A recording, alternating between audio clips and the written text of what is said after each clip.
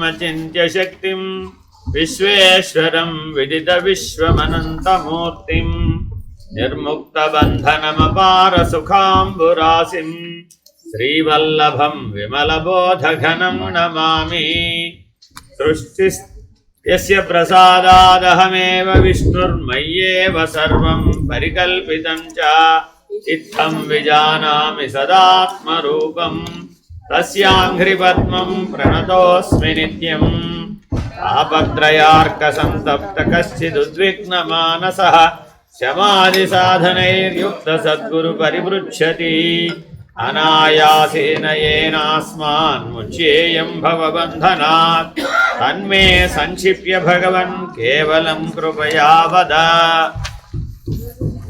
गुरुरुवाच साध्वी ते वचनव्यक्तिः प्रतिभाति वदामि ते इदं तदिति विस्पष्टं सावधाना शृणु। तत्त्वमस्यादिवाक्योत्थं यज्जीव परमात्मनो तादात्म्यविषयं ज्ञानं तदिदं मुक्तिसाधनं। शिष्य उवाच ओ जीवः कः परश्चात्मा तादात्म्यं वा कथं तयोः तत्त्वमस्यादिवाक्यं वा कथं तत्प्रतिपादयेत्। गुरुरुवाच अत्र ब्रूमः समाधानं को अन्यो जीवस्त्वमेव हि यस्त्वं पृच्छसि मां कोऽहं ब्रह्मैवासि न संशयः। शिष्य उवाच पदार्थमेव जानामि वाद्यापि भगवन् स्फुटम् अहं ब्रह्मेति वाक्यार्थं प्रतिपद्ये कथं वद। गुरुरुवाच सत्यमाह भवानत्र विगानं नैव विद्यते हेतुपदार्थबोधो हि वाक्यार्थावगतेरिह। अन्तःकरणतद्वृत्तिसाक्षी चैतन्यविग्रहः आनन्दरूपः सत्यः सन् किम् आत्मानं प्रपद्यसे। सत्यानन्दस्वरूपं हि साक्षिणं बोधविग्रहं चिन्तयात्मतया नित्यं त्यक्त्वा देहादिगां धियम्। रूपादिमान् यतः पिण्डस्ततो नात्मा घटादिवत् वियदादिमहाभूतविकारत्वाच्च कुम्भवत्। शिष्य उवाच अनात्मा यदि पिण्डोऽयं मुक्तहेतुबलान्मतः करामलकवत् साक्षादात्मानं प्रतिपादय। गुरुरुवाच घटद्रष्टा घटाद्भिन्नः सर्वधा न घटो यथा देहाद्रष्टा तथा देहो नाहमित्यवधारय। एवमिन्द्रियदृग्नाः इन्द्रियाणीति निश्चिनु मनोबुद्धिस्तथा प्राणो नाहमित्यवधारय। संघातोऽपि तथा नाहमिति दृश्यविलक्षणम् द्रष्टारमनुमानेन निपुणं सम्प्रधारय। देहेन्द्रियादयो भावा अनादिव्यापृतिक्षमा यस्य सन्निधिमात्रेण सोऽहमित्यवधारय। अन्नापन्नविकारः सन्नयस्कान्तदेवः यः बुद्ध्यादीं शालये प्रत्यक् सोऽहमित्यवधारय। अजडात्मवदा भान्ति यत्सान्निधा जडा अपि देहेन्द्रियमनप्राणा सोऽहमित्यवधारय। आगमन्मे मनोऽन्यत्र सामृतं च स्थिरीकृतम् एवं यो वेत्ति धीवृतिं सोऽहमित्यवधारय। स्वप्नजागरिते सुप्तिं भावाभावौ धियां तथा यो वेत्ति विक्रियः साक्षात् सोऽहमित्यवधारय। घटावभासको दीपो घटादन्यो यथेष्यते देहावभासको देहि तथाहं बोधविग्रहः। पुत्रवित्तादयो भावा यस्य शेषतया प्रियाः द्रष्टा सर्वप्रियतमः सोऽहमित्यवधारय। परमप्रेमास्पदतयो मान भुवमहं सदा భూయాసమితి యో ద్రష్టా సోహమిత్యవధారయ యః సాక్షిలక్షణబోధస్త్వం పదార్థ స ఉచ్యతే సాక్షిత్వమపి బోధృత్వా అవికారిదయాత్మనః దేహేంద్రియమనః ప్రాణాహంకృతిభ్యో విలక్షణః ప్రోజిదాశేష షడ్భావ వికారస్తం పదాభిదా త్వమర్థమేవం నిశ్చిత్య తదర్థం చింతయేత్ పునః అతద్వ్యావృత్తి రూపేణ సాక్షాత్ విధిముఖేన చ. ఇక్కడ దాకా విచారించామండి. అతద్వ్యావృత్తి వెరీ వెరీ ఇంపార్టెంట్. నిషేధముఖం. అతద్వ్యావృత్తి అంటే తత్యందు వ్యాపించవలసినటువంటి వాడివి త్వమునందు వ్యాపిస్తాం. మనం చేయకూడని పని చేస్తున్నాం, చేయవలసిన పని చేయడం లేదు. ఏమిటయ్యా? తత్పద లక్ష్యార్థంగా జీవించాలి. త్వం పదాన్ని వాచ్యార్థంగా విడవాలి. త్వం పద లక్ష్యార్థంగా జీవిస్తూ తత్పదాన్ని విడిచిపెట్టాలి. అర్థమైందండి? Double mistake. ఒకసారి తప్పు చేస్తే పర్వాలేదు, 2 సార్లు తప్పు చేస్తే కన్ఫర్మ్ అయిపోయింది. అది పైగా ఎప్పుడు చేస్తున్నామట? ఎప్పుడూ చేస్తున్నామట. పుట్టిన దగ్గర నుంచి పోయేదాకా ఈ 2 తప్పులు చేస్తున్నాం. ఏమిటట? బ్రహ్మైవాహమిదం అని అనుకోవాలంట. అహం బ్రహ్మాస్మి అని ఎప్పుడు అనుకోవాలంట. అది తత్పదం. కానీ మనం ఏమనుకున్నాం? జీవోహం అనుకుంటున్నాం. అది అనుకోకపోయినా పర్వాలేదు, కానీ ఇది అనుకోకూడదు. అనుకోకూడని దాన్ని అనుకోవడం, అనుకోవలసిన దాన్ని అనుకోకపోవడం. అంటే భావించవలసిన దాన్ని భావించకపోవడం, భావించకూడని దాన్ని భావించడం. దీన్ని ఏమంటున్నారు? అందుకని నిషేధముఖమునను విధిముఖమునను రెండింటిలో కూడా తత్పదార్థమనే చింతించవలయును. కాబట్టి చాలా జాగ్రత్తగా మీ రోజువారీ జీవితంలో ప్రతి శ్వాసని ఖర్చు పెట్టేటప్పుడు ఆలోచించాలి. నా ఆయువు ఖర్చు అయిపోతుంది. ప్రతి శ్వాసలో ఏం ఖర్చు అవుతుందండి? ఆయువు ఖర్చు అయిపోతుంది. తిరిగి రమ్మంటే రాదు. ఒక్క శ్వాస ఖర్చు అయిపోయినా మరలా వెనక్కి వెళ్ళి ఆ నిమిషస్రగ్డే ప్రతి నిమిషం ఖర్చు అయిపోతుంది.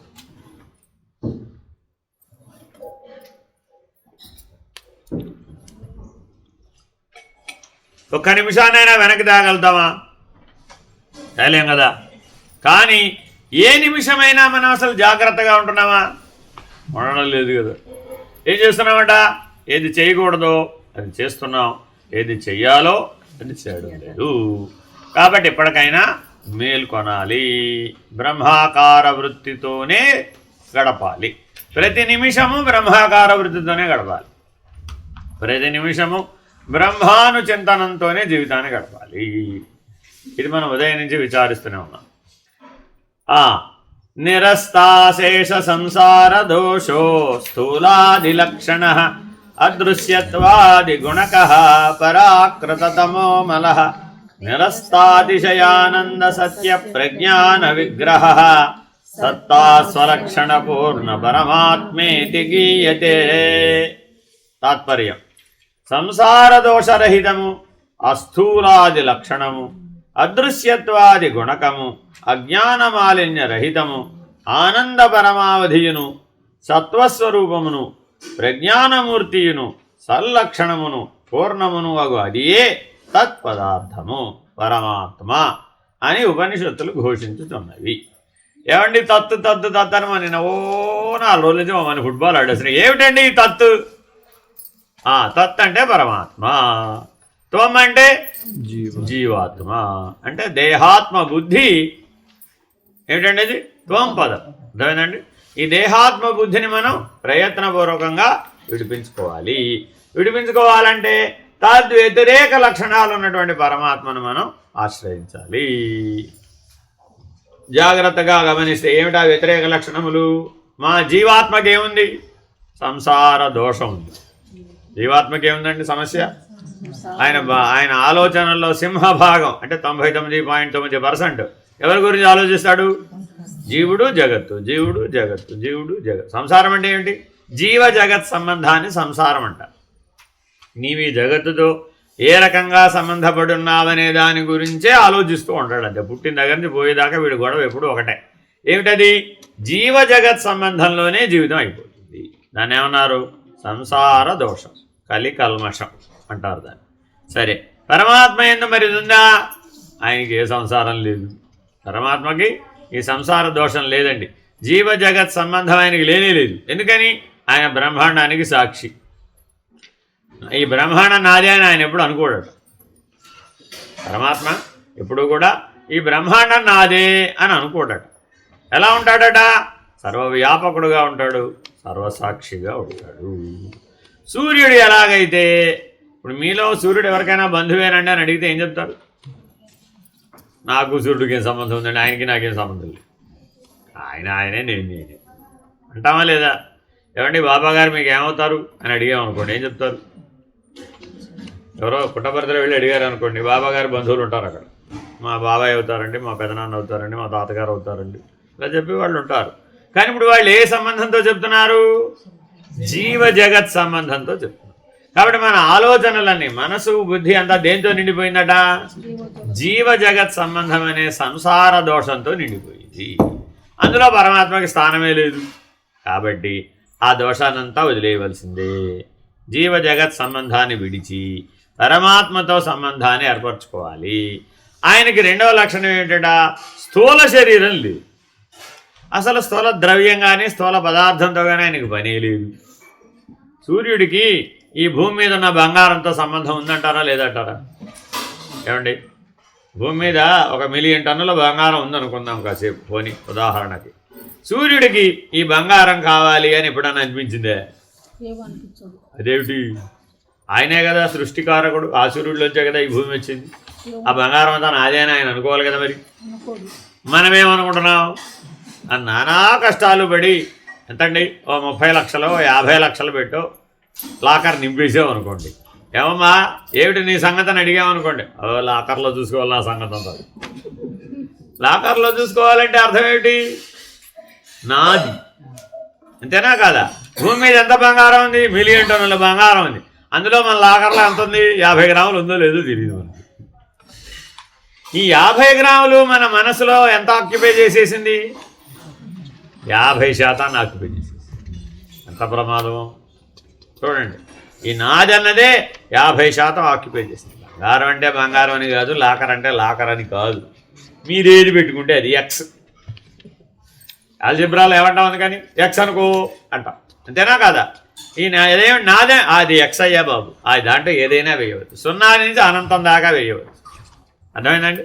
కాబట్టి దాన్ని ఖాళీ చేయవలసింది ఎవరు? నువ్వే. ఎందుకని? అసలు నువ్వు నీకు స్థూలంతో సంబంధం లేదురా బాబు.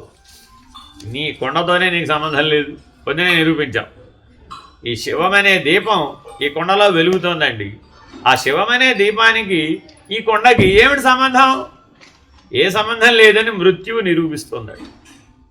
మృత్యువు ఎంత గొప్ప జ్ఞానాన్ని ఇస్తుందయ్యా అంటే, నాయన నీకు కొండకి ఎట్టి సంబంధం లేదు, నువ్వు నాతో రా అని యమధర్మరాజు పిలిస్తే వెళ్ళిపోయి. ఈ జీవాత్మ ఆ యమధర్మరాజు గారు వచ్చి రావయ్యా నీ టైం అయిపోయింది అని పిలుస్తాడట. పిలిస్తే ప్రశాంతంగా ఆయన వెనకాల వెళ్ళిపోతాడు. ఇంతకాలం ఇందులో ఉన్నాడే, కనీసం వెనక్కి తిరిగి చూడొద్దునయ్యా, ఆ కొండకి నాకేం సంబంధం లేదయ్యా బాబు అని ఆ కొండని, ఆ 9 చిల్లుల కొండని వదిలేసి ప్రశాంతంగా ఇంట్లో వెళ్ళిపోతాడు. ఎందుకని? దానికోసం ఎంతో కాలం ఎదురు చూస్తున్నానయ్యా బాబు. ఈ మృత్యు ఇంకా రాలేదే, ఈ ఛిద్రమైన శరీరాన్ని వదలలేదే, ఏ భోగాన్ని అనుభవించలేకపోతున్నాను, తినలేకపోతున్నాను, కనలేకపోతున్నాను, వినలేకపోతున్నాను, అనలేకపోతున్నాను. చివరిలో వచ్చే మార్గాల సమస్యలన్నీ ఏమిటి? తినలేడు, వినలేడు, కనలేడు, అనలేడు. మరి అప్పుడు ఈ శరీరం వాడికి ఏమైనా ఉపయోగమేనా? భోగ సాధనం ఇది అంతవరకే. ఆ కొండ దేనికయ్యా? భోగ సాధనం. ఆ భోగానికి అది పనికి రాలేదనుకోండి, వాడికి ఆ కొండకి ఏమిటి సంబంధం? ఇప్పటిక మీ సంసారం మీకు దుఃఖాన్నో సుఖాన్నో ఇస్తుంది కాబట్టి మీరు దాంతో భోగ సాధనం కాబట్టి ముడిపడి ఉన్నారండి. అది సుఖము ఇవ్వక దుఃఖము ఇవ్వక ఉందనుకోండి, అప్పుడు ఏం చేస్తారు? దాంతో నాకేం పని, అంతేనా కాదా? సుఖమైనా సంసారం కావాలి, దుఃఖమైనా సంసారం కావాలి. వదిలిపెట్టడండి. ఆ దుఃఖానుభవం వస్తున్నా సరే, అయ్యో చెయ్యి కాలుతున్నా సరే, ఆ గిన్నె వదిలిపెట్టమంటే వదిలిపెట్ట. కాబట్టి చాలా జాగ్రత్తగా నీ మనోబుద్ధులను ఖాళీ చేయాలి. ఆ సంసార దోషమును నివర్తించాలి. ఆ కలికల్మషాన్ని నివర్తించాలి. దేని ద్వారా? పరమాత్మ అనుసంధానం చేయడం ద్వారా. అస్థూలాది లక్షణం. రెండవది అదృశ్యాత్వాది గుణకం. అది ఎప్పుడూ దృశ్యం కాదయ్యా బాబు. అదృశ్యం అంటే అర్థం ఏంటంటే మాయమైపోవడం కాదు. దృశ్య లక్షణం లేదు దానికి. దానికి ఏముంది మరి? ద్రష్ట. ఆ పరమాత్మ ఎప్పుడు ఏ స్థితిలో ఉన్నదండి? ద్రష్టగా ఉంది, దృశ్యంగా లేదు. కానీ మనం మాత్రం పరమాత్మని కనపడమని అడుగుతుంటావా లేదు? ఎప్పుడప్పుడు కనపడవయ్యా బాబు తిరిగి చేసుకుని. అసలే 30 ఏళ్ళ నుంచి 50 ఏళ్ళ నుంచి పరమాత్మ పరమాత్మ పరమాత్మ అంటూ భజనలు చేస్తున్నాను, సేవలు చేస్తున్నాను, ఆశ్రమాలకు వెళుతున్నాను, ఏమిటో చేయగలిగిన పనులన్నీ చేస్తున్నాను, నవైధ భక్తి మార్గాలన్నీ చేస్తున్నాను, అర్చనం, వందనం, విష్ణు స్మరణం, పాదసేవనం, ఇంకా కీర్తనం ఎన్నెన్నో చేసేసాను. ధర్మాలు చేశాను, పుణ్యాలు చేశాను, యాగాలు చేశాను, యజ్ఞాలు చేశాను, యోగాలు చేశాను, ఎన్ని చేయాలో అన్నీ చేసేసానండి బాబా. పరమాత్మ మొత్తం కనపడలేదు. అంటే పరమాత్మను ఎలా చూడాలనుకుంటున్నాడు? ఈ జగత్తును ఎలా దృశ్యంగా చూశాడు, పరమాత్మని కూడా అలా దృశ్యంగానే చూడాలని అనుకుంటున్నాడు. కానీ మరి ఆయన దృశ్యం కాదే. కాని దాన్ని ఎలా ఎలా ఆయన తీసుకొచ్చి చూపెడతావు? అర్థమైందండి? కాబట్టి మీ అందరి దృష్టిలో మీ లోపల భ్రాంతిగతమైన దృష్టి చేత పరమాత్మను ఎలా పెట్టుకున్నావయ్యా అంటే 4 చేతులు ఉన్నవాడో, 3 కన్నులు ఉన్నవాడో, 4 తలలు ఉన్నవాడో, అలా వింత వింత ఆకారాల్లో ఉంటే కానీ నీకు పరమాత్మ కాదు. ఒకవేళ సాక్షాత్తుగా నీలాగానే ఆయన ఎదురుకుండా వచ్చి నిలబడ్డాడు అనుకోండి, నేనే పరమాత్మ అంటే నువ్వు ఒప్పుకో. నువ్వు పరమాత్మ ఉంటావు, కనీసం 4 చేతులు అన్నా ఉండాలి, 3 కళ్ళు అన్నా ఉండాలి, లేదా 4 తలకాయలు అన్నా ఉండాలి. వీటిలో ఏమీ లేకపోతే నువ్వు పరమాత్మకు కాదు. అంతే. లేదంటే కనీసం 18 భుజ దుర్గగా పులి మీదన్నా రావాలి నువ్వు. అమ్మవారు రావాలంటే దేని మీద రావాలి? సింహవాహినో, పులివాహినో, వ్యాఘ్రవాహినో అయి రావాలి. కానీ ఊరికే నేల మీద నడిచి చేస్తే నేను అమ్మవారాన్ని ఒప్పుకుంటాను? నేను ఒప్పుకో. కనీసం 18 భుజాలన్నా ఉండాలి అని ఇట్లాగా ఏవేవో దృశ్య లక్షణాలన్నీ పరమాత్మగా ఆపాదించి చూడడం భ్రాంతిమయ దృష్టి. కాబట్టి జాగ్రత్తగా ద్రష్టగా పరమాత్మని గుర్తించాలి, సాక్షిగా పరమాత్మని గుర్తించాలి. పరమాత్మ యొక్క దర్శనాన్ని పొందాలంటే నువ్వు ద్రష్టగా జీవిస్తేనే అది సాధ్యమవుతుంది.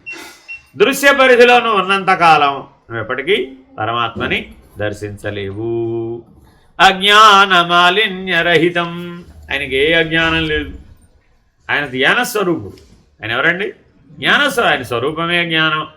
ఎవరో ఒక ఆయన అన్నారట, ఈ రాత్రికి నేను సూర్యుడిలో చీకటి కనిపెట్టేస్తానండి. ఏమన్నాడు? ఈ రాత్రికి సూర్యుడిలో చీకటి గ్యారంటీగా కనుక్కుంటాను నేను. ఇక్కడంతా నాకు చీకటే ఉందా లేదా? ఈ చీకటి కారణం ఎవరు? సూర్యుడే. కాబట్టి సూర్యుడిలో చీకటి అక్కడ ఉందో నేను కనుక్కుంటాను అన్నమాట. ఇది ఎప్పటికన్నా అవుతుంటారా? ఎందుకని? సూర్యుడిలో చీకటి ఉండదు కదా. అలాగే నా అజ్ఞానానికి కారణం పరమాత్మ కాబట్టి పరమాత్మలో అజ్ఞానం ఎక్కడుందో నేను కనుక్కుంటాను. నాకు ఈ కష్టాలన్నీ ఇచ్చింది ఎవరు? ఆ దేవుడే కదా. ఈ కష్టాలన్నీ అజ్ఞానం వల్లే కదా వచ్చినాయి. కాబట్టి నా అజ్ఞానానికి కూడా కారణం ఎవరు? ఆ దేవుడే. కాబట్టి దేవుడు అజ్ఞానం ఎక్కడుందో కనుక్కుంటాను. దీనేమన్నారు? విపరీతార్థం. ఈ విపరీతార్థ విచారణ వలన ఏ ప్రయోజనం ఉండదు, సమయం వృధా అవడం తప్ప. కాబట్టి మీరు ఎవరితో వాదం వేసుకోమాకండి. వాదం వేసుకున్నారంటే ఏమైపోతుంది? ఇట్లా విపరీత మతాల్లోకి వెళ్ళిపోతాం అన్నమాట. ఖండన మండలే సరిపోతే జీవితం అంతా. సరే, ఆనంద పరమావధి. ఆనందానికి ఒక మ్యాక్సిమం లిమిట్. పరమావధి అంటే ఏంటి? Maximum limit. ఆ మ్యాక్సిమం లిమిట్ ఎక్కడ పెట్టాలట? ఆనందం అనే ప్రమాణం గురించి ఒక బ్రహ్మాండ పురాణం లేకపోతే ఆనందవల్లి చెప్తుందన్నమాట. అంటే ఆరోగ్యవంతమైనటువంటి మానవుడు ఏ రకమైన అనారోగ్యం లేకుండా పూర్ణమైన సుఖాన్ని, పూర్ణమైన భోగాన్ని అనుభవించగలిగినటువంటి సామర్థ్యం ఉన్న ఒక వ్యక్తి తన జీవితం మొత్తం 100 సంవత్సరాలు ఆనందాన్ని కనుక ఆనందంగా జీవిస్తే ఆ ఆనందానికి మానుషానందం అని పేరు. ఆనందానికి ఏమని పేరండి? మానుషానందం. దానికి 10,000 రెట్లు గంధర్వానందం, దానికి 10,000 రెట్లు దివ్యానందం, దానికి 10,000 రెట్లు దైవీ మానుషానందం. అర్థమైందండి? దానికి 10,000 రెట్లు ఇలా వేసుకుంటూ పోతే కోటాను కోట్ల రెట్లు వేస్తే కానీ ఆ ఆత్మానందం, బ్రహ్మానందం అన్న స్థాయికి చేరదన్నమాట. కానీ మరి ఎందుకని అలా చెప్పారయ్యా అంటే అదే పరమావధి. దాని తర్వాత అవతల ఏం లేదు. ఎందుకని? ఆ పరమపదమే ఫైనల్. ఆ పరమపద స్థితిలో ఉంటే తప్ప నువ్వు ఎప్పటికీ కూడా ఆ పరమాత్మ స్థితిని అందుకోలేవు, నిర్ణయించలేవు, అనుభూతం చెందలేవు. అందుకని ఎవరైనా వెళ్ళిపోతే ఏమని రాస్తారు? పరమపదించారంట. ఎక్కడికి వెళ్ళాడో తెలియదుగా. లాస్ట్ ఎక్కడ దాకా వెళ్ళచ్చు? పరమపదం దాకా వెళ్ళొచ్చు కాబట్టి పరమపదించారని రాసేస్తారు.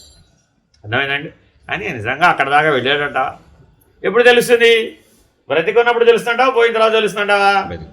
ఆ బ్రతికున్నప్పుడే తెలుస్తుంది. వాడు ఆత్మానందం బ్రహ్మానందం పొందాడా లేదా, జీవన్ముక్తుడు అయ్యాడా లేడా, బ్రహ్మనిష్ఠుడు అయ్యాడా లేదా, వాడు మహాత్ముడు అయ్యాడా లేదా, మహర్షి అయ్యాడా లేదా అనేది అతని జీవనమే చెప్తుంది. అర్థమైందండి. మనం ఏం రాశామన్న దాన్ని బట్టి ఏమి ఉండదు. సరే, సత్వస్వరూపమును. సత్వస్వరూపం అంటే అర్థం ఏమిటి? సత్యస్వరూపం అంటే మారనిది. సత్వస్వరూపం అంటే సకల బ్రహ్మాండానికి జవసత్వాలను ఇచ్చేటటువంటిది, చైతన్య స్వరూపం. ఆ సత్వానికి మరో పేరేంటండి? చైతన్యం. ఆ పరమాత్మ ఎవరయ్యా? అంతటా వ్యాపకమై ఉన్న చైతన్యమే. పంచభూతములన్నంతటా వ్యాపించి ఉన్నాడు, పాంచభౌతికమైన దేహములన్నంతటా కూడా వ్యాపించి ఉన్నాడు. ఇక్కడ అక్కడ లేదు, అంతటా ఉన్నాడు.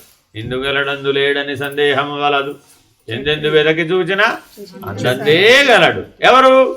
Chakri. What is this Chakri? Chakri అనగా ఎవరు? చక్రమును ధరించిన వాడే చక్రి. అది వాచ్యార్థం. లక్ష్యార్థమేమి? చక్రమును తిప్పువాడే చక్రి. సైక్లిక్ మోషన్స్ అన్నీ తిరుగుతున్నాయా, తిరగడం లేదా? ఏమిటి 6 ఋతువులు సైక్లిక్లో వస్తున్నాయా, రావడం లేదా? ఎవరు తిప్పుతున్నారండి? చక్రి. అర్థమైందండి. జనన మరణాలు ఒకదా తర్వాత వస్తున్నాయా లేదా? అవి వచ్చేవేమిటి? చక్రి. అర్థమైందండి. ఎనీథింగ్ ద్వంద్వాలన్నీ చక్రియే. ఆ చక్రి చేతిలోనే ఉన్నాయి. మనం జీవుడు అవుతామో దేవుడు అవుతామో ఎవరి చేతిలో ఉంది? చక్రి చేతిలోనే ఉంది. కాబట్టి ఎప్పటికైనా అందుకని రామకృష్ణ బోధామృతంలో తిరగలిని ఉదాహరణగా చెప్తారు ఆయన. బాబు, తిరగల్లో గింజలు పోసి తిప్పుతూ ఉంటుంది కదా ఆవిడ, అవి నలిగిపోతున్నాయా లేదా, పిండి పిండి అయిపోతున్నాయా లేదా? కానీ కొన్ని గింజలు చక్రిని ఆశ్రయించి, ఆధారమును ఆశ్రయించి ఉండిపోయినాయి, ఇరుసు దగ్గరే ఉండిపోయినాయి, అవి నలగలేదుగా. కాబట్టి నువ్వు కూడా ఈ బ్రహ్మాండ కాలగమనానికి ఆధారభూతమైనటువంటి బ్రహ్మముని కనుక ఆశ్రయించినట్లయితే నీవు ఈ బ్రహ్మాండం అనే చక్రంలో నలిగిపోకుండా ఉంటావు, జనన మరణ చక్రంలో నలిగిపోకుండా ఉంటావు. కాబట్టి అటువంటి సత్వాన్ని, అటువంటి బలాన్ని ఇస్తాడు అనమాట. ప్రజ్ఞానమూర్తియును. ఆయన ఎవరండి? ప్రజ్ఞానం బ్రహ్మ. సర్వలేంది ఎలా వ్యాపించాడట? సర్వత్రా ఎలా వ్యాపించాడట? జ్ఞానంతో వ్యాపించాడు. ప్రకర్షమైన జ్ఞానంతో వ్యాపించాడు, ప్రకృష్టమైన జ్ఞానంతో వ్యాపించాడు. మనము అజ్ఞానం చేత పరిమితం అనుకో. మనకి ఆయనకి వయసు వేస్తా అనమాట, ఆపోజిట్. మనం ఈ పరిమితమైన శరీరం మాత్రమే నేను అనుకోవడానికి కారణమేమో అజ్ఞానం. ఆయన సర్వవ్యాపకుడు, సర్వసాక్షిగా ఉండడానికి కారణం ప్రజ్ఞానం. సల్లక్షణమును పూర్ణమును అగునదియే తత్పదార్థము. ఇవన్నీ పైన చెప్పినవన్నీ ఏంటండి? సల్లక్షణాలు. ఈ సల్లక్షణాలతో ఎవరైతే జీవిస్తారో వాళ్ళకి సద్దర్శనం కలుగుతుంది అని భగవాన్ రమణులు సద్దర్శనం అనే గ్రంథాన్ని తెలియజేశారు. ఉన్నది 40 ఉళ్ళదు 40 అనే గ్రంథం ద్వారా ఆ సద్దర్శనం అనే గ్రంథాన్ని మహర్షి అందించారు మనకి. అందులో ఈ సల్లక్షణాల గురించి విస్తారంగా ఉంటుంది. మనం కూడా ఆల్రెడీ ఎప్పుడో ఎక్కడో చెప్పుకున్నాం, శ్రీశైలంలోనో ఎక్కడో, అరుణాచలంలో. అవే ఇక్కడ మళ్ళీ వివరిస్తున్నారండి. సర్వజ్ఞత్వం పరేశత్వం తథా సంపూర్ణ శక్తిత వేదై సమర్థ్యతే యస్య తద్బ్రహ్మేత్యవధారయ. ఇప్పటి వరకు అవధారయ ఏమిటి? సోహమిత్యవధారయ. ఇప్పుడు సోహం ఏమైపోయింది? సల్లక్షణాల యొక్క ప్రభావం చేత బ్రహ్మమైపోయింది. అందుకని నేను బ్రహ్మమే అని అవధారణ చెయ్యి. అర్థమైందండి. మనం ఇప్పుడు దేన్ని అవధారణ చేస్తున్నాం? జగత్తుని, జీవుణ్ణి, లేదా ఈశ్వరుణ్ణి, లేదా త్రిపుటిని. మూడుగా ఉన్నటువంటి దాన్ని మనం ధారణ చేస్తున్నాం. కాబట్టి ఆ 3 గుణాల చేత, 3 అవస్థల చేత, శరీరత్రయ, తాపత్రయ, గుణత్రయ, అవస్థాత్రయముల చేత మనం పరిమితించబడుతున్నాం. ఆ త్రిపుటిని అధిగమించి గుణాతీతంగా, గుణరహితంగా గనక మనం సల్లక్షణాలతో జీవించినట్లయితే ఆ బ్రహ్మమే నేను. ఆ బ్రహ్మమునకున్న లక్షణములు ఏమిటి? సర్వజ్ఞత్వం. జీవుడికున్న లక్షణం ఏమిటి? కించిజ్ఞత్వం. జాగ్రత్తగా గమనిస్తే కించిజ్ఞుడిగా జీవించాలా, సర్వజ్ఞుడిగా జీవించాలా? మరి సర్వజ్ఞుడు అంటే ఈ గోడవతల ఏముందో చెప్పాలా వద్దా? సర్వజ్ఞుడు అంటే గోడవతల ఏముందో చెప్తే సర్వజ్ఞుడేనంట. దానికి సర్వజ్ఞుడు దాకా ఎందుకు? ఏ యోగ సిద్ధి అయినా సరిపోతుంది, దానికి జ్ఞానం అక్కర్లేదు. అంటే మన తెలివితేటలతో పెట్టుకున్నది ఏవి సర్వజ్ఞత్వం కాదన్నమాట. రేపేమవుతుందో చెప్పు నాకు ముందు, అయితే నీకు అప్పుడు అన్నీ తెలిసిన వాడని నేను ఒప్పుకుంటా. ఆ మాత్రం దానికి బ్రహ్మనిష్ఠుల దగ్గరికి వెళ్ళడం ఎందుకు? ఏ జాతకం చెప్పేవాడు దగ్గరికి వెళ్ళినా వాడే చెప్తాడు. అంతటి దానికి బ్రహ్మనిష్ట అవసరం లేదు. అర్థమైందండి?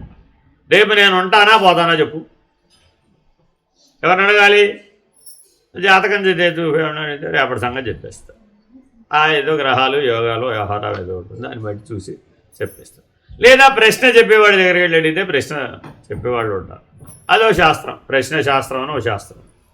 ఒక 40 రోజులు జాగ్రత్తగా శాస్త్రాన్ని కనుక మనం అధ్యయనం చేసి ఆ ఆచరణ ఆ సాధన చేసినట్లయితే ప్రశ్న చెప్పే శక్తి వచ్చేస్తుంది. అర్థమైందండి? బాబా గారు షిరిడి సాయిగా ఉన్నప్పుడు ఒక ఆయన గుర్రం పోగొట్టుకున్నాడు. ఆయన గుర్రం వెతికాడు ఎక్కడా దొరకలేదు. ఊళ్ళో వాళ్ళందరూ ఏం చెప్పారు, ఆ ఊరి చివరి బాబా గారు ఉన్నారు, విరిగిపోయిన మసీదులు, ఆయనకు అన్నీ తెలుసట, ఎక్కడున్నా ఏదన్నా చెప్పేస్తాడట. అంటే ఈయన వెళ్ళి ఇప్పుడు ఆయన ఏమడిగాడు, సద్గురు సార్వభౌమండి నా గుర్రం ఎక్కడుందో చెప్పబోయే బాబా. ఊరిని అన్యాయం పడుగాను. పావలా ఇచ్చి చిలక ప్రశ్న అడిగితే వాడు చెప్తాడు. పావలా ఇచ్చి చిలక ప్రశ్న వాడు చెప్పగలిగే దాన్ని సద్గురు సార్వభౌముడు ఆయన దగ్గరికి వెళ్ళి అడగడం ఎందుకు? అలాగే భగవాన్ సత్యసాయిగా వచ్చినప్పుడు కూడా అందరూ కాగితాల్లో ఏమి రాసిచ్చారు? ఏమిటండి అన్ని చిలక ప్రశ్నలే. ప్రయోజనం ఏముంది వాటి వలన? సద్గురువుగా అవతారుడుగా మన మధ్యలో ఉన్నప్పటికీ ఆయన వలన మనం బ్రహ్మజ్ఞానాన్ని కనుక పొందకపోతే, జీవన్ముక్తులుగా మారకపోతే, బ్రహ్మనిష్ఠులు అవ్వకపోతే ఎవరికి నష్టం? మనకే నష్టం. కాబట్టి చాలా జాగ్రత్తగా ఈ సర్వజ్ఞత్వాన్ని, పరేశత్వం, రెండోది ఏంటండి పరేశత్వం. పరేశత్వం అంటే సర్వజ్ఞుడని, పరేశుడని, సంపూర్ణ శక్తిమంతుడని వేదములు ఎవరిని సూచించుతున్నాయో అది ఏ బ్రహ్మం. Very very important. ఈశ, పరేశ, జగదీశ, మహేశ అని వరుసక్రమం ఒకటి ఉందండి. ఎవరు ఈశుడో వాడే పరేశుడు కూడా. అంటే అర్థం ఏమిటట? పంచబ్రహ్మలలో ఆఖరి వాడెవడు అని అడిగితే బ్రహ్మ, విష్ణు, రుద్ర, మహేశ్వర, సదాశివ, పరశివం. ఆరవది. ఈ పంచబ్రహ్మల ఆవల ఎవరైతే ఉన్నదో అది పరేశం, అంటే అది పరశివం. అర్థమైందండి? అక్కడ విశ్వం కూడా లేదు, అనంత విశ్వమే పుట్టలేదు అక్కడ. అర్థమైందండి? మనం బ్రహ్మాండం పుట్టంది ఊహించాలంటేనే మన చేత కావట్లేదు. అసలు నువ్వు పుట్టక ముందు ఊహించరా బాబంటేనే చేత కావట్లేదు. ఈ జన్మ రాకముందు నువ్వు ఏమిటో చూడరా నాయన అంటేనే మన బుద్ధి చూడలేదు. అందుకని మనది పరేశ బుద్ధి స్థితి దాకా చేరాలంటే ఈ బుద్ధి చేరలేదు. కాబట్టి ఎప్పటికైనా బుద్ధిని తీసుకెళ్ళి ఏం చేయాలి? స్థితప్రజ్ఞత్వం ద్వారా ఆత్మభావంలో ఉంచితే, బ్రహ్మభావంలో ఉంచితే, అది నిరీంద్రియంగా పనిచేయడం మొదలు పెడితే, చైతన్య స్థితిలో లయమైపోతే కానీ ఆ ఈశ్వరత్వాన్ని మనం అనుభూతం చెందలేము. అప్పుడే మనం సంపూర్ణ శక్తిమంతులం కాగలుగుతాం.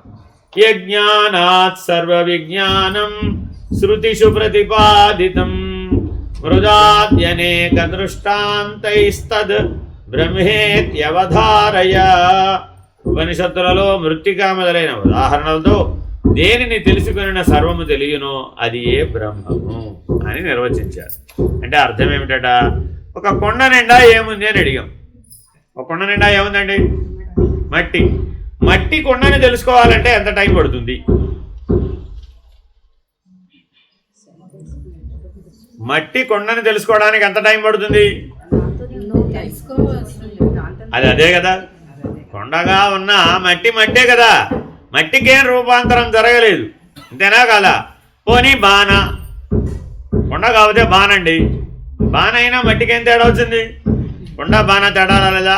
అయితే చట్టి అంటే చిన్నది, ప్రమిద అనుకోండి, లేదు మూకుడు అనుకోండి, అన్నీ మట్టితో తయారైనవే కదా. ఆయా ఆకార భేదముల వలన మట్టికి వచ్చినటువంటి విలంబం ఏమున్నది? మట్టి కొండను తెలుసుకోవడానికి ఎంత టైం పడుతుందో నువ్వు బ్రహ్మమును తెలుసుకోవడానికి అంతే టైం పడుతుంది. ఇది ఉపనిషత్తులు బ్రహ్మజ్ఞానం గురించి చెప్పినటువంటిది. సరే, ఇంకో రెండవ ఉపమానం చెప్పింది. బంగారం ఉంగరాన్ని తెలుసుకోవడానికి ఎంత టైం పడుతుందో అంత టైం పడుతుంది. బంగారం ఉంగరాన్ని తెలుసుకోవడానికి ఎంత టైం పడుతుంది? ఉంగరం బంగారం రెండు ఒకటే కదా, దానికి ఉపమానం చెప్పారు రామకృష్ణ బోధామృతం. ఓ బంగారం వ్యాపారి గారు అక్కడన్నీ ఏముంటాయి? ఉంగరాలు, అవే మీరు పెట్టుకునే ఆభరణాలు ఏమిటో, గాజులు, కంటెలు, ఏదో మెట్టెలు వగైరా ఎట్సెట్రా ఎట్సెట్రా ఆభరణాల షాప్ ఉందండి ఆయనకి. వాళ్ళ అబ్బాయిని పంపించాడు. ఒరే కొద్దిగా తలుపు తీరా, నేను వస్తున్నాను వెనకాలే అన్నాడు. సరే వాళ్ళ అబ్బాయి వెళ్ళాడు. జాగ్రత్తగా తలుపులు తీసి రాత్రి ఏమైందో, ఎవరైనా దొంగలు వచ్చారో దోచుకుపోయారేమో, బంగారం అంతా ఉందో లేదో చూడరా బాబు అన్నాడు. ఆయన తలుపులు తీశాడు. తలుపులు తీయగానే ఇక్కడ బంగారం లేదు అని ఫోన్ చేశాడు. ఆ ఇంటి దగ్గర వాళ్ళ నాన్నగారికి హార్ట్ అటాక్ వచ్చినంత పని. బంగారం షాప్లో బంగారం లేదంటే కోట్లాది రూపాయలు నష్టం కదా. సరే పరిగెట్టుకు వచ్చేసాడు హై బీపీతో. 600 కొట్టుకుంటుంది పల్సు. మరి ఇంకా చూస్తే అన్నీ యథాతథంగా ఉన్నాయి. అన్నీ ఉన్నాయి కదరా అన్నాడు. అవి బంగారం ఎందుకైనా, అది ఉంగరాలు, ఇది గంటలు, ఇది గాజులు, అది గొలుసులు, బంగారం అంట అన్నాడు ఆయన. మనం కూడా ఇప్పుడు ఏం చేసాం? సేమ్ ప్రాబ్లమే. ఓరే నీ తెలివి తెల్లారా, అదేరా బంగారం అన్నా, అదే ఉంగరం అన్నా, అదే బంగారం అన్నా, అదేరా బాబు. Then the made of it. So you are made of what? బ్రహ్మ పదార్థం. మట్టి కొండను తెలుసుకోవడానికి, బంగారం ఉంగరాన్ని తెలుసుకోవడానికి ఎన్నో జన్మలు ఎందుకండి? అసలు ఇన్ని జన్మలు ఎత్తవలసిన అగత్యం ఏమున్నది? ఉన్నదంతా బ్రహ్మ పదార్థమే, ఉన్నదంతా బ్రహ్మమే అని ఒప్పుకొని అలా ఉండవయ్యా. ఆకార వికారాదులకు ఎవరుమన్నారన్న ప్రాధాన్యత? ఈ జగత్తంతా దేంతో నిండి ఉన్నది? ఆకార వికార విశేషాదులతో నిండి ఉన్నది. కాబట్టి ఆ మూడింటిని వదిలేస్తే ఆకార భ్రాంతి, వికార భ్రాంతి, విశేష భ్రాంతి. చూడండి, మనం పొద్దున్న లేచిన దగ్గర నుంచి రాత్రి నిద్రపోయే లోపల ఏం తెలుసుకోవడానికి ప్రయత్నిస్తున్నాం? వాడు ఎలా ఉన్నాడండి, వీడు ఎలా ఉన్నాడండి, అంతేనా కదా? ఎంక్వైరీ అంతా ఏమిటి? వాడెలా ఉన్నాడు, వీడెలా ఉన్నాడు. మన జాబితాలో ఫోన్లో ఒక 6000 కాంటాక్ట్లు ఉన్నాయనుకోండి. రోజు ఒకడికి ఫోన్ చేస్తూ ఉన్నారనుకోండి.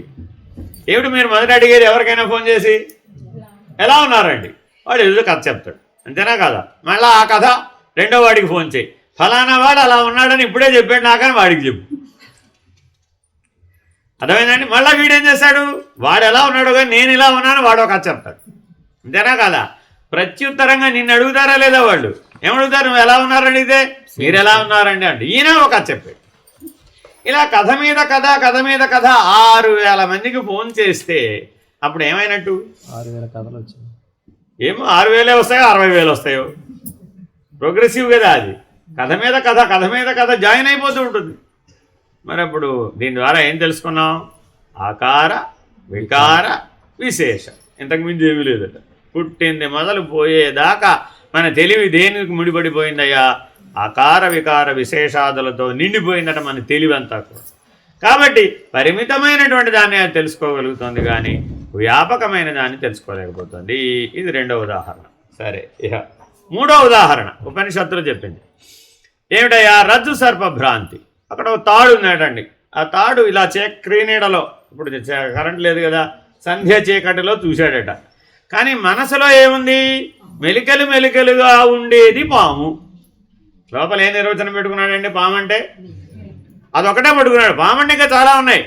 కానీ ఈయన పట్టుకున్న నిర్వచనం ఏమిటి? మెలికలు మెలికలుగా ఉండేవన్నీ పాములే, అంతే. క్రీనీడలో సంధ్య చీకటిలో చూశాడట. చూస్తే అమ్మో అక్కడ పాము ఉంది అనుకున్నాడు. ఇప్పుడు పాము తాడంతా వ్యాపించి ఉందంటావా? తాడులో సగభాగంలోనే వ్యాపించి ఉందంటావా? దాని ఆకార వికార విశేషాదులంతటా వ్యాపించి ఉన్నది. తాడు పాముని తెలుసుకోవాలంటే ఎంత టైం పట్టింది? పాము తాడని తెలుసుకోవడం కాదు, తాడే పాము అని తెలుసుకోవడానికి ఎంత టైం పట్టింది? అంటే భయపడడానికి ఎంత టైం పట్టింది? పాముని భయపడడానికి ఎంత టైం పట్టింది? రెప్పపాటే. పాము కాదని తాడని తెలుసుకోవడానికి ఎంత టైం పడుతుంది? అది రెప్పపాటే. కనీసం 100 జన్మలన్నా కావాల్సింది. జాగ్రత్తగా గమనిస్తే ఈ 3 ఉదాహరణలన్నీ మీరు నిత్య జీవితంలో ఉపయోగించుకుని అజ్ఞానం నుంచి జ్ఞానంలోకి పరిణామం చెందాలి. హరి ఓం శ్రీ గురుభ్యో నమః.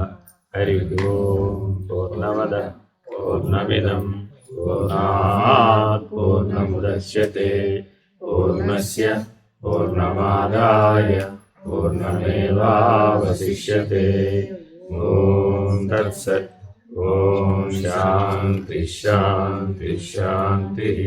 హరి ఓం శ్రీ గురుభ్యో నమః. హరి ఓం. నారాయణ నారాయణ.